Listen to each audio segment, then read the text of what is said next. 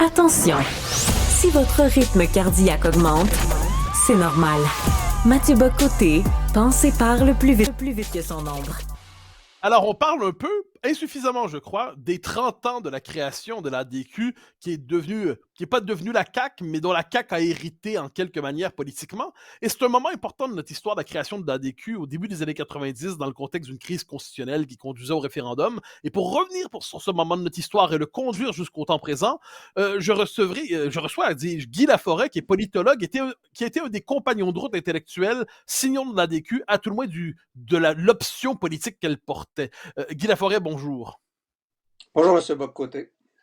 Alors, l'ADQ, 30 ans, vous avez été, parmi les intellectuels québécois, vous étiez de ceux qui prenaient au sérieux cette option. Entre ceux qui disaient soit l'indépendance, soit on prend le Canada tel qu'il est, il fallait prendre au sérieux cette troisième voie. Pourriez-vous nous rappeler les circonstances d'apparition, non seulement de l'ADQ, mais plus largement de la troisième voie dans les années 90 après Mitch?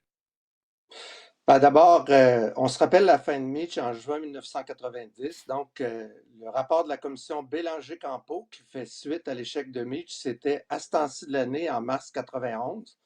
Un an et demi plus tard, on a le référendum de Charlottetown en 1992, co-organisé par le gouvernement fédéral à travers les provinces anglophones et au Québec.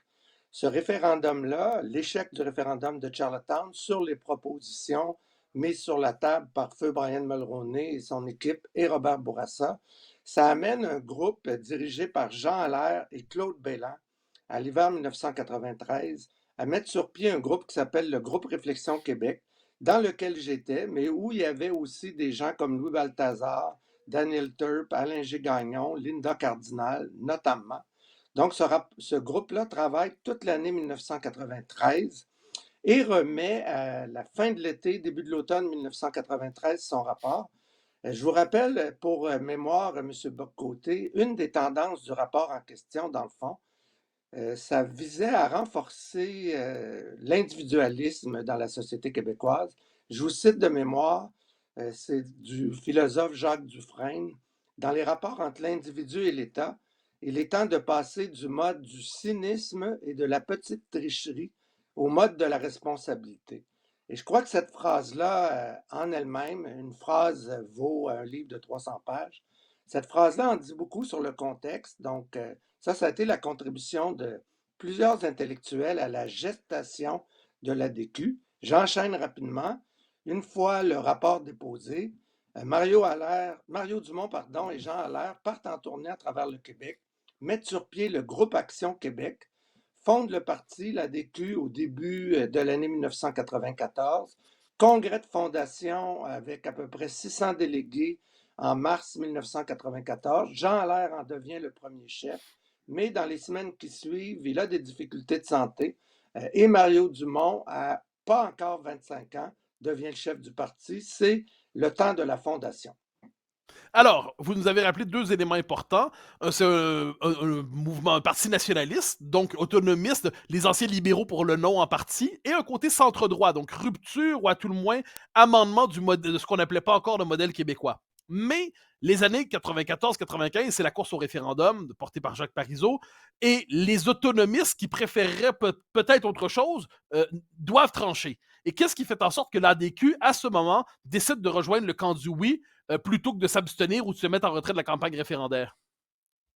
Un point d'abord théorique que les gens qui nous écoutent ce matin pourront apprécier. Dans le fond, l'ADQ, avec un jeune chef de 24-25 ans, tentait de coaliser une pluralité de tendances. Et dans le fond, l'ADQ en est resté, on peut le dire à distance, et je ne dis pas avec méchanceté, l'ADQ est resté à quelque chose de syncrétique, c'est-à-dire une pluralité de tendances, mais pas vraiment rassemblée autour d'un fil conducteur. Donc, syncrétique plutôt qu'éclectique. Et oui, il y avait des gens qui venaient du Parti libéral, c'était clairement M. Dumont et l'entourage du chef, mais il y avait là-dedans aussi des gens qui avaient d'autres horizons intellectuels.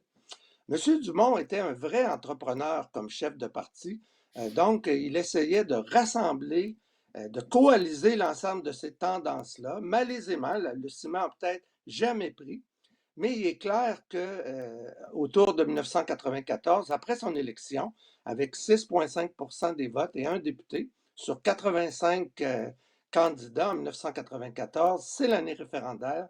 Jacques Parizeau est élu en septembre 1994. Le Bloc est en poste et en force à Ottawa avec Lucien Bouchard. Donc, dans cette année référendaire-là, très clairement, Mario Dumont et Lucien Bouchard ont eu un grand rôle, il faut le dire aussi avec Bernard Landry, pour essayer d'infléchir le projet initial de Jacques Parizeau. C'est ce qui a mené à l'entente du 12 juin entre les trois principaux partis, et cette entente-là a été la base qui a mené à la question référendaire d'octobre 1995. Alors, 1995 traverse, l'indépendance échoue, et là on peut croire, bon, mais le résultat presque 50-50 congèle un peu le débat public pendant quelques années, on rêve un troisième référendum rapide, mais au bout de quelques années, 2001, 2002, 2003, on commence à voir qu'il y a un espace pour l'ADQ. Donc là, je fais un saut dans le temps, et je garde le temps pour une dernière question ensuite, mais pour vous, là c'est le temps de l'ADQ, les années 2000 à 2015, l'ADQ et ses suites, et de ce point de vue, est-ce qu'on peut dire que la CAQ a récupéré le créneau de l'ADQ et l'a concrétisé? Rapidement, dans mon cas, moi, personnellement, j'ai été membre de l'ADQ de 99 à 2004, candidat défait en 2003 et président du parti. Mais dans le fond, dès 98, quand Lucien Bouchard gagne avec moins de votes que Jean Charest, on devine qu'une prochaine élection au Québec peut être une élection de réalignement. Ce qui précipite les choses, c'est l'élection d'un deuxième député adéquiste, François Corriveau, Ouais, en dans avril Saguenay. 2002. Et par la suite, il y a 4 partiels et l'ADQ en gagne 3, dont une avec Marie Grégoire, qui représente une autre tendance plus pragmatique, plus humaniste dans le parti. Et là, pendant un an, l'ADQ devient une espèce de PME en forte croissance, mais avec des difficultés dans sa culture interne d'intégrer tout ça. Donc, l'ADQ domine les sondages à la fin de l'automne 2002, mais s'effondre lentement mais sûrement vers 18% seulement des votes en 2003. Donc, par la suite, Mario Dumont a eu beaucoup de mérite après cet échec-là de garder le parti, d'élargir, de renforcer ses bases, d'analyser les résultats. Et il ne faut jamais oublier qu'en 2007, M. Boccoté, l'ADQ est venu à 90 000 votes Bien de sûr. gagner l'élection et de battre les libéraux de Jean Charest. L'ADQ est devenue opposition officielle et à ce moment-là, encore là, avec bienveillance, mais sans complaisance, la performance de l'ADQ comme opposition officielle a été vraiment en bas de ce à quoi on s'attendait, ce qui a mené au résultat catastrophique de 2008. M. Dumont démissionne et dans les années suivantes, le parti vivote avec quelques députés. François Legault lui-même fait sa réflexion, cherche à trouver une manière d'occuper l'espace d'un troisième parti. C'est ce qu'il fait en 2011 et l'ADQ, vivotant, fusionne avec le groupe de M. Legault à l'hiver 2012. Alors, il nous reste moins de 2 minutes. Est-ce que, arrivons au temps présent.